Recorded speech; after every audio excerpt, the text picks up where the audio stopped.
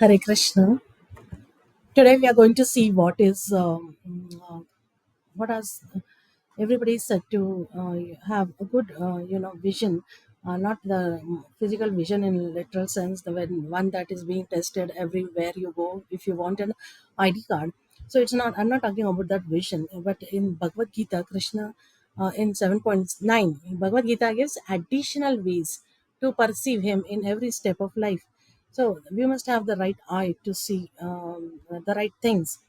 If you have right things but you don't have right eye, you cannot. And if you have right eye but the things are not the right ones, the fake things, then you it's of no use if you have the right eye and you are always seeing the wrong things. So Krishna says in 7.9 that I'm the original fragrance of the earth, and I am the heat in fire. I am the light of all that lives, and I am the penances of all ascetics.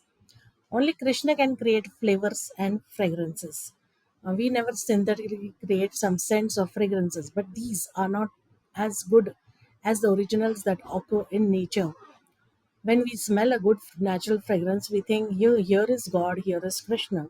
Or when we see some natural beauty, we think, here is Krishna. When we see something uncommon, powerful, or wonderful, we can think, here is Krishna. Or when we see any form of life, whether it be in tree, plant, or animal, or in a human being, we should understand that this life is part and parcel of Krishna. For as soon as the spiritual spark, which is a part and parcel of Krishna, is taken away from the body disintegrates. So, son of Pratha, I know that I am the original seed of all existences, the intelligence of the intelligent, and the prowess of all powerful men. 7.10. Here, it is obvious that Krishna is the life of all that lives. Thus, at every step, we can see God. People may ask, can you show me God? Of course, we can see God in so many ways, but if one closes his eyes and says, I shall not see God, how can he be shown? So, the right eyes, the if there is lust in the eyes, you cannot see God.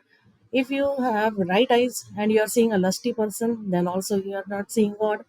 Then how to see God? So knowledge of the eyes of lust.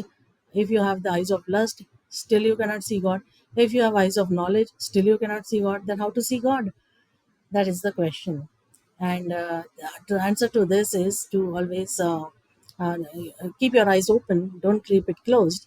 And whether you're in a hell or a factory or a shack or a skyscraper, it doesn't matter. You must always chant Hare Krishna, Hare Krishna.